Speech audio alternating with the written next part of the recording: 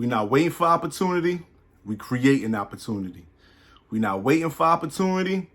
We create an opportunity.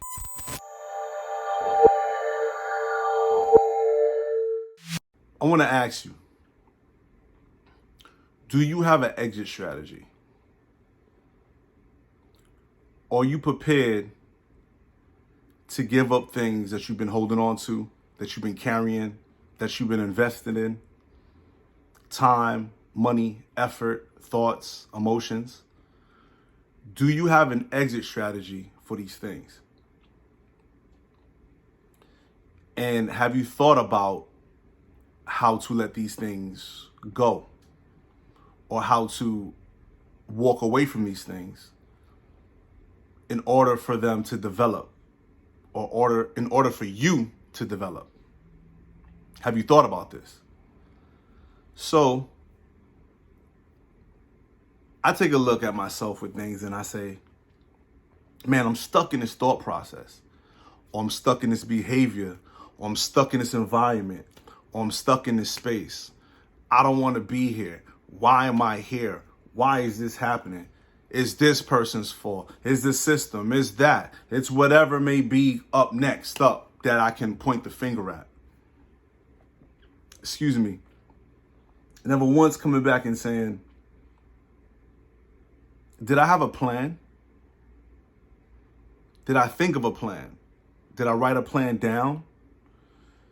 Did my parents have a plan? Did my grandparents have a plan? Did any of us have a plan besides the everyday norm? And when we obtain that plan, did we have an exit strategy to get out of that plan? So a lot of time people look at exit strategies as retirement, right? That's the common to known one, retirement. But business people and corporation use exit strategies all the time. They're not stuck to that idea or invention that they've created or had. They don't stay in that same place.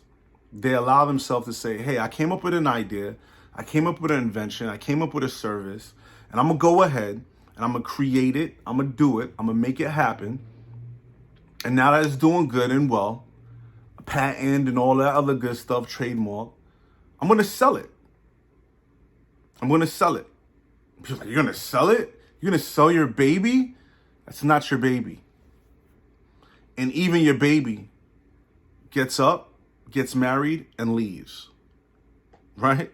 Depending on your situation. But that's supposed to be the norm, right? Create their own family, develop.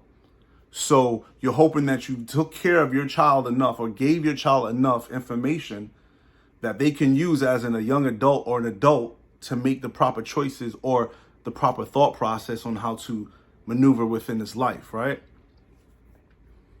So we have to think of that when it comes to our emotions, our behaviors, our thoughts, our relationships. The biggest one I want to focus on, though, is our thoughts, our environment, our behavior, our habits. That's the one I want to focus on.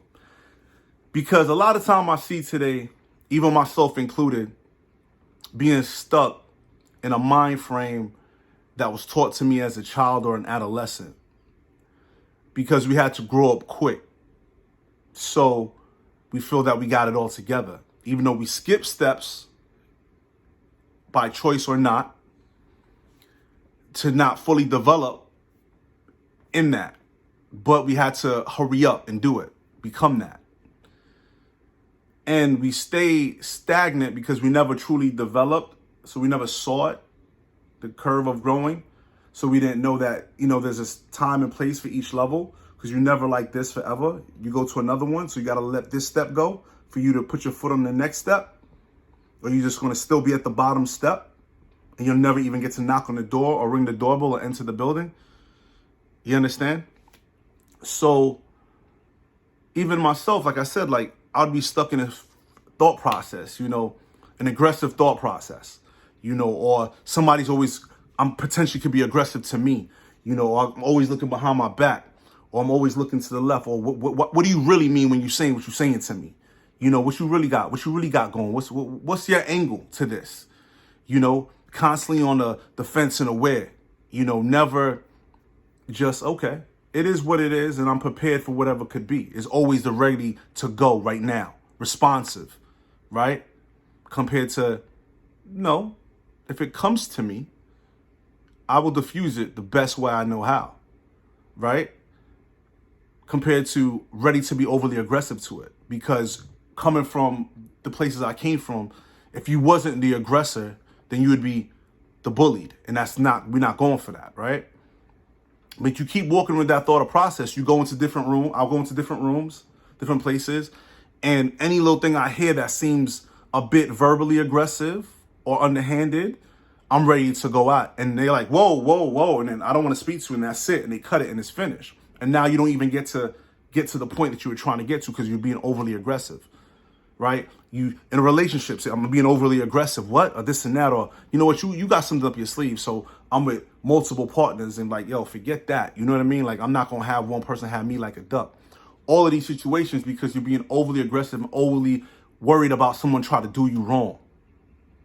Instead of elevating my mind and having an exit strategy of saying, there's a time and place for things. And in the time that I lived where I lived at or where I was going through, it needed that. And I'm creating an exit out of that environment, right? I'm doing what I got to do to keep my head up in this environment, but I'm creating an exit strategy out of this environment, not to have to live in that kind of environment every day or live in that habit and that behavior every day, right? I'm working on an exit strategy out of that. So then my thought process has to do that as well. I can't carry that same thought process with me. Now, do I let go of that thought process completely? No, I don't let go of that thought process completely, because there's going to be times where it is needed. And that experience in that environment let me be aware of how to use it. Now I need to understand how to really use it when it's truly needed. You know, I always heard a saying that a black belt is not a master.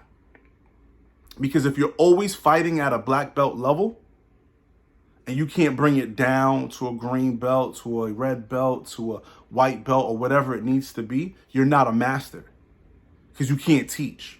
Because what a master is supposed to do is bring that white belt and is bring them like a touch above to see if they can pass that white belt to get to the next belt, right? And then teach them the green belt and fight with them on that accord, spar with them on that accord, on that level, right? And then be able to pull them again to the next one, right? But if you're a black belt and you're always fighting on black belt, you haven't mastered anything, because you don't have the behavior, the habit, the thought process, the control, the self-control, right? To discipline yourself, to let certain things go, and to come back down here or to go back up here when's needed. So the reason exit strategies are good, because it teaches you how to let go of certain things at a time and move forward to other things and add things to your toolbox, right? Where you can fix and adjust and build a home, a place where you feel is worthy, right? Like I said, business do it all the time. Look at McDonald's. We would look at McDonald's from the outside and go, what's McDonald's known for? Selling burgers. Selling burgers. That's what McDonald's is known for. That's what McDonald's make their money off of. No, that is not what McDonald's makes his money off of. McDonald's makes his money off of real estate now. They still make money off of what they bring you in for, but all these different franchises, all these different people, all these different corporations and places they buying and dropping in the best areas where nothing but foot traffic and nothing but car traffic everywhere. They have prime real estate all over the world.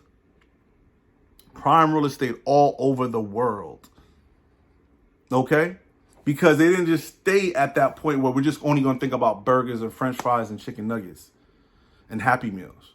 They're like, we're going to take it to a next level. How can we get to that next level? How can we make sure this organization is developed? They didn't let go of the burger, right? They still dealt with the burger, but that wasn't their main focus or concern because they already took care of that. They've already mastered that. So they allow it to do what it does. Now we need to get to another level. So we got to have an exit strategy out of it.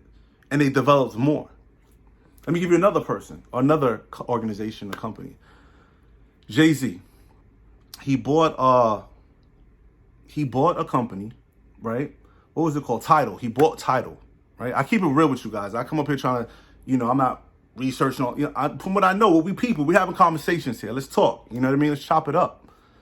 So he bought Tidal for $50 million, right? The first 2 years, it was negative $25 million. First 2 years. Then I think his third or fourth year, it got up to about $250 million, right? Because he did a deal with Samsung, and he would still have the primary ownership. I think he gave him like 20 or 30% for like 200 something million, 250 or something like that, right? But it's over 200 million. So he bought it for 50. He was in the hole for 2 years, 25, which still ain't bad because he's not in the negative. He's in negative, but he's not like zero. Like he's not 50 million. You see what I'm saying? Like you got to understand the numbers differently. So you'll get it though. We'll talk about that in other stuff, other topics. But he sits there, sells it. But during that time, what did he do? He got T.I., he got Kanye West, Rihanna, Beyonce, all these people to come apart and put their music on Tidal, right? Got Beyonce to do it exclusively with the Lemonade, right? Album, right? And he gave him a little bit of shares here and there, like point something, right? Gave him a little bit of ownership, a little something, right? Does that. Still has main ownership. Then after that, then he ends up hitting up to $600 something million, right? So he went from buying it for $50 million, 2 years for $25 million in the hole, and then 4 years, from buying it, 4 years after that, $600 million to $700 million for Tidal Network, right? Then he turns around and sells some of his ownership shares. I think it's about almost like over $400 or $500 million. His ownership shares. He still has shares in it. He still has say in all this board stuff and whatever. Do you see that he had an exit strategy? He's like, okay, this baby is working. This baby is good. I'm good. I'm on to other things. I'm still involved, right? Because he still has ownerships of it. Still on the board. I'm still a part of this, but I've evolved from it and I've done what I can do with it. Now it's time for me to take mine and go on, right? Let these people do what they do with it. Let go.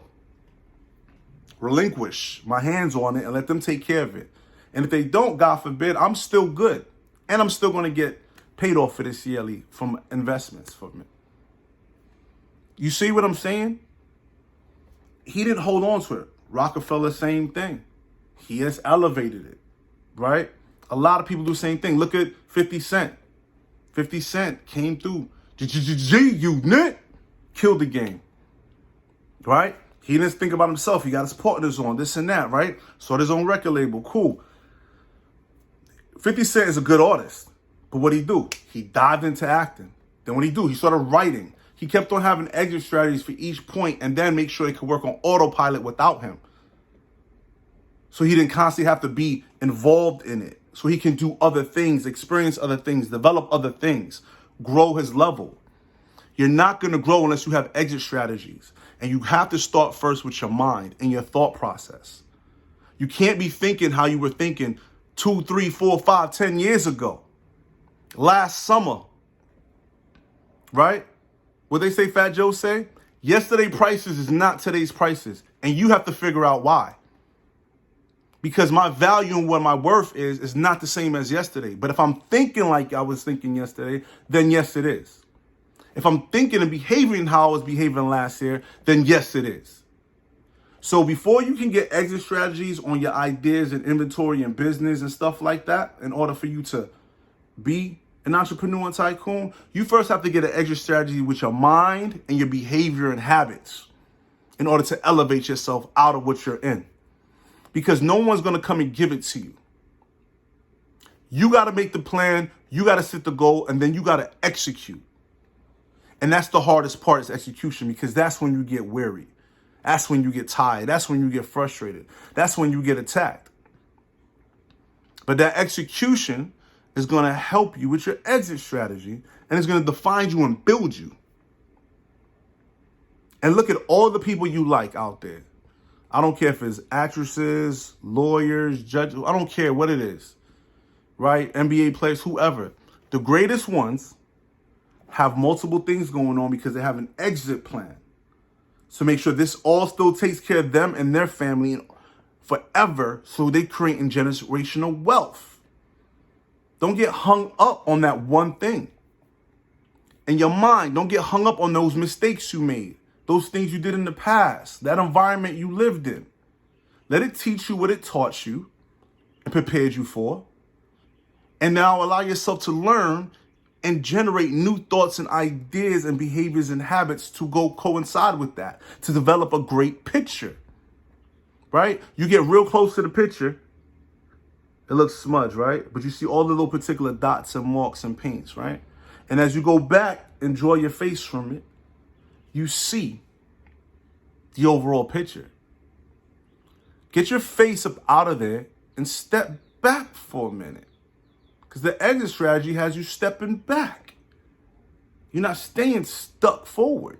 You're stepping back. And people can't understand, I can't step back. Step back and enjoy the view, man. When you leaning back, sipping on a Mai Tai or whatever it is, showing you like this, right? Comfortable. You're not all like this. You backed up like this. Relax, looking at the view. Let's get an exit strategy going, okay? So you can enjoy the view. All right?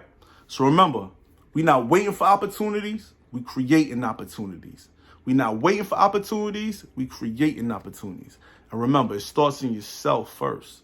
So before you trying to go out here and get all of this, money, inventions, you got to start with your mind first and your habits and your behavior. That's the truth. Because some of you guys want to be wealthy, but you're thinking like a poor man. You know what I mean? It's difference of acting like a poor man and thinking like a poor man. When I say thinking like a poor man, I mean the fact that you're still sitting out there making poor decisions. I don't mean thinking like a poor man trying to get out of being poor. You're making poor decisions. And that's because your habits and behaviors and thought process and your conditioning. Come on, let's level up. We're not waiting for opportunity, we're creating opportunity.